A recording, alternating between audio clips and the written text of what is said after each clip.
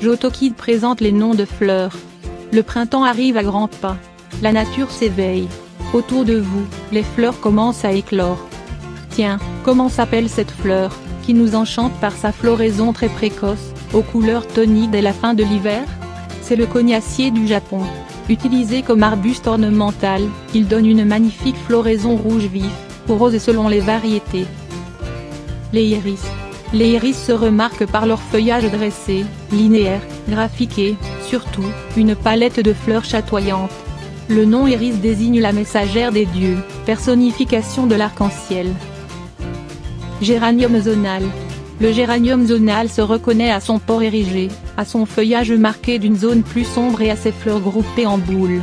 Ce feuillage persistant est aromatique, et dégage une odeur forte lorsqu'on l'effleure.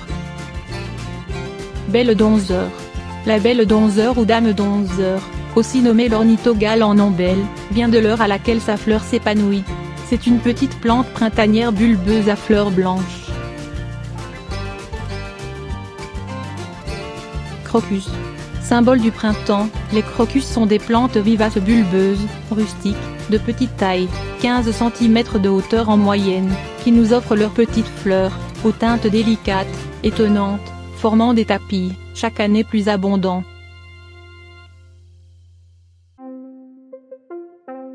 Viorne lantane. Avec son feuillage ovale, finement denté, qui se teinte de rouge en automne, ses ombelles rondes de fleurs blanches, suivies de baies rouges translucides. Cette viorne est un des plus beaux arbustes de haies.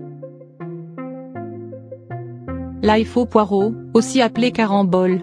L'ail faux poireau est une plante herbacée vivace, très variable, à odeur d'ail très prononcée, et atteignant souvent plus d'1 mètre de haut.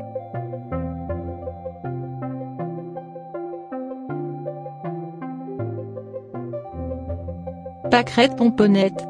La pâquerette pomponnette est une plante vivace, produisant des fleurs, en forme de pompon, très denses blanches, rouges ou roses.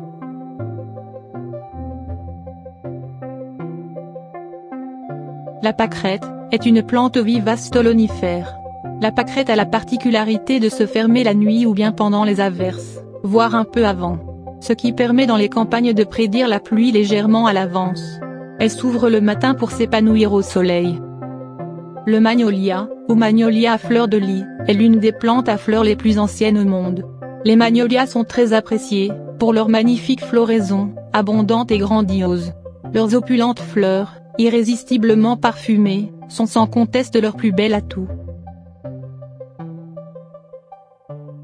Le forsythia, aussi nommé le mimosa de Paris, est un arbuste ornemental, l'un des premiers à fleurir en sortie de l'hiver. Il porte de nombreuses petites fleurs en clochette d'un jaune lumineux. Il annonce l'arrivée du printemps.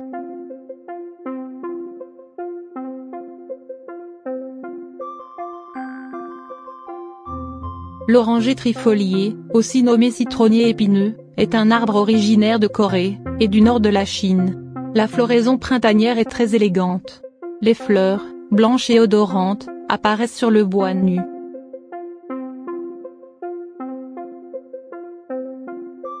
Prime vert. Vous pouvez la rencontrer sous le nom de bérelle, de coucou, de l'herbe de Saint-Paul, ou encore de printanière. C'est l'une des premières fleurs à fleurir dans l'année. Les fleurs et les jeunes feuilles sont parfaitement comestibles. Euphorbes characias. Avec son feuillage persistant aux inflorescences vert-jaune, l'Euphorbes characias est une plante majestueuse, graphique et architecturale, très utile pour structurer le jardin. Elle est très décorative toute l'année. Camomille sauvage. La camomille sauvage a plusieurs noms, matricaire camomille, ou camomille allemande. C'est une petite plante à tige unique. Les fleurs minuscules se reconnaissent à leur odeur prononcée typique de la pomme fraîche. Elle possède des feuilles enlacées finement lobées. La camomille est une plante médicinale, stimulante tonique et digestive.